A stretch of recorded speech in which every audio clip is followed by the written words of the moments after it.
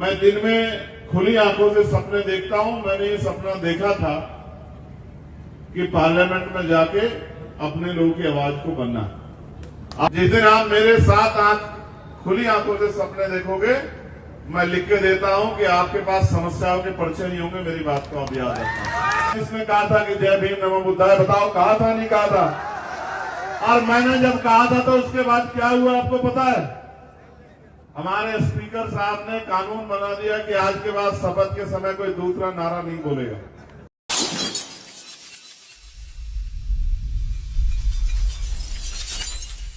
तो दीक्षा भूमि को नमन करके अपनी बात को मजबूत करते हैं।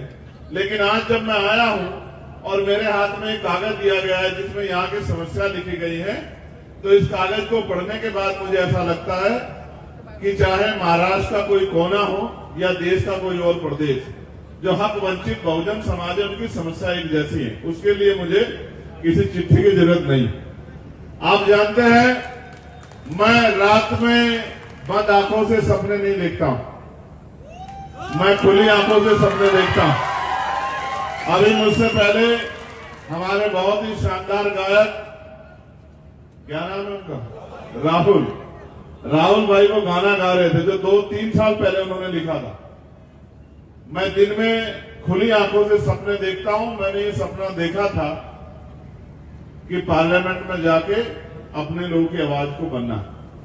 आप मुझे पार्लियामेंट में सुनते नहीं सुनते हो? आपकी आवाज पार्लियामेंट में सबसे मजबूत है या नहीं है बताओ? पार्लियामेंट में आपकी आवाज ताकतवर होती है, किसी के आगे दब जाती है बताओ? पार्लियामेंट में आपकी आवाज से ज्यादा विषय किसी ने उठाया है क्या? और चाहे प्रदेश, कोई प्रदेश हो, बताओ सब प्रदेशों के विषय में आवाज उठती है नहीं उठती है?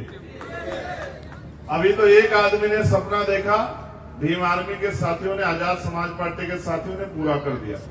जिस दिन आप मेरे साथ खुली आंखों से सपने देखोगे, मैं लिख के देता हूं कि आपके पास समस्याओं के पर्चे नहीं होंगे। मेरी बात को आप याद रखना। देखो, मैं महाराष्ट्र के सामाजिक क्रांति के आंदोलन से बहुत प्रभावित, लेकिन मुझे तकलीफ इस बात की होती है कि जिस मिट्टी में इतना बल है, जिस मिट्टी के उदाहरण दुनिया में दिए जाते हैं, देश में दिए जाते हैं, उस मिट्टी की राजनीतिक सूरत क्या है? आप ये महसूस करके देखो कि अगर जिस तरह से सामाजिक आंदोलन आपने मजबूत कर रखा है, सांस्कृतिक आंदोलन आपने मजबूत कर रखा है, अपनी विचारधारा विरासत को जिस तरह आपने बचा रखा है, अगर राजनीतिक रूप से भी आपने उतनी ताकत बनाने का काम किया, तो मैं लिख कर देता हूं आपका हाथ महाराष्ट्र में ऐसा नहीं होगा। आपका हाथ महाराष्ट्र में ऐसा होगा और आपके हाथ में वो ताकत होगी जो लाखों लोगों की जिंदगी बदल देगी। आज यहां बैठे हजारों की संख्या में लोगों को नहीं पता होगा कि महाराष्ट्र का बजट क्या है और वो बजट किसके ऊपर यूज होता है। महाराष्ट्र के लोगों को नहीं पता होगा, जितने लोग हजारों की संख्या में यहां बैठे, और वो बजट किसके मेहनत की कमाई से तैयार होता है ये भी नहीं पता होगा। और उस बजट को, वो बजट किस तरह से आपकी कलम की ताकत से आगे बढ़ सकता है, इसका एहसास भी नहीं होगा। जब जब आपने एहसास किया है तब तक ताकत बनी। आप सोचिए, अगर बाबा साहब अम्बेडकर कॉन्स्टिट्यूशन असेंबली के मेंबर ना बनते और संविधान सभा में ना जाते, तो क्या संविधान में हमें दे पाते हमें अधिकार?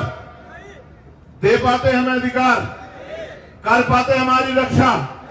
खोल पाते हमारे लिए दरवाजे? काट देते गुलामी की बेड़ियां? ये तभी संभव नहीं हो पाता जब तक बाबा साहब अम्बेडकर कॉन्स्टिट्यूशन असेंबली के मेंबर नहीं बनते। आज भले ही अम्बेडकरवादियों की संख्या वहां कम हो, लेकिन आपको याद है जिस दिन मैंने शपथ ली थी तो मैं अकेला व्यक्ति था जिसने कहा था कि जय भीम नमो बुद्धाय, बताओ कहा था नहीं कहा था? और मैंने जब कहा था तो उसके बाद क्या हुआ आपको पता है? हमारे स्पीकर साहब ने कानून बना दिया कि आज के बाद शपथ के समय कोई दूसरा नारा नहीं बोलेगा। जब शपथ लेगा तो सीधी शपथ लेगा, उसके अलावा एक शब्द भी नहीं बोलेगा। अगर बोलेगा तो दोबारा से शपथ लेनी पड़ेगी।